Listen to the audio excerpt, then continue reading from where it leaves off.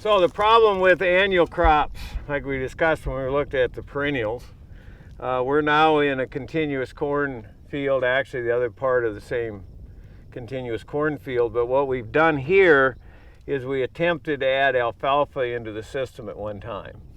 And we thought in this half of the field we'll plant alfalfa and we'll try to keep the alfalfa and corn alive and make a polyculture out of it. The corn kind of outcompeted the alfalfa. So then we changed the system a bit and we put 2 rows of corn and then 1 row of alfalfa, and you look down the field, we still have alfalfa there.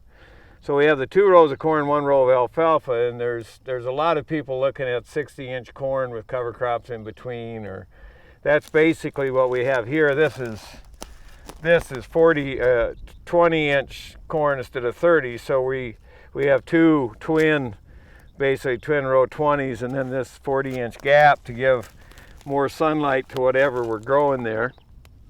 There's alfalfa down there. It's struggling here, but it's time for it to move next year anyway, so it's been here 5 or 6 years. We'll put alfalfa in this row next year. This will be corn. This crop here is actually chickling vetch. It's a legume, and it's one of my favorite legumes in that it's a good end fixer, and it looks like a grass. So if I would have had my department head or my director here and wanted to be mean, I could ask him what that is, and he would say, well, it looks like a grass to me, and then I could make fun of him, see? And then, but we don't have him here, so, or we don't want to be mean. But that's actually a legume. We plant that at the same time we plant the corn. You've got to be doing some special things with do some special things with herbicides, because the chickling vetch is not Roundup Ready or any of those things. But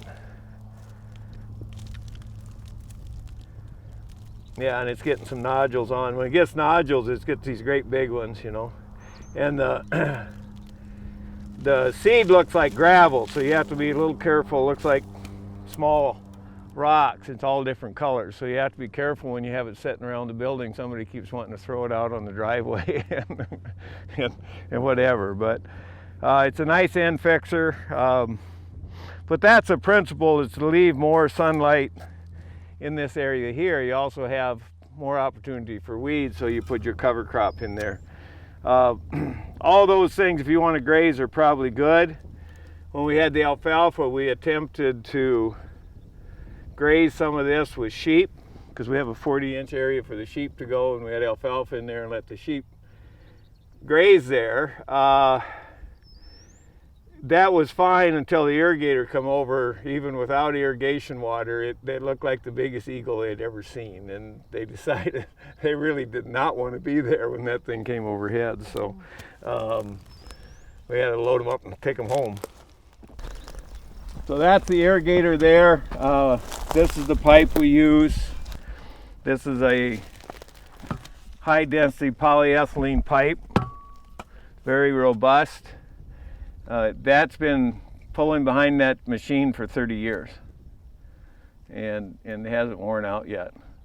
Occasionally somebody will do something stupid and kink it, and it's just a matter of cutting that kink section out, and then we use a heat fuser and fuse it back together, and we have that on hand, so we can fuse that and go. These irrigators put out 1,000 gallons of water a minute. And we could put, if you come back someday when we're irrigating, we can put 2 inches of water on in 9 minutes and walk in and get our feet no more muddy than they are right now.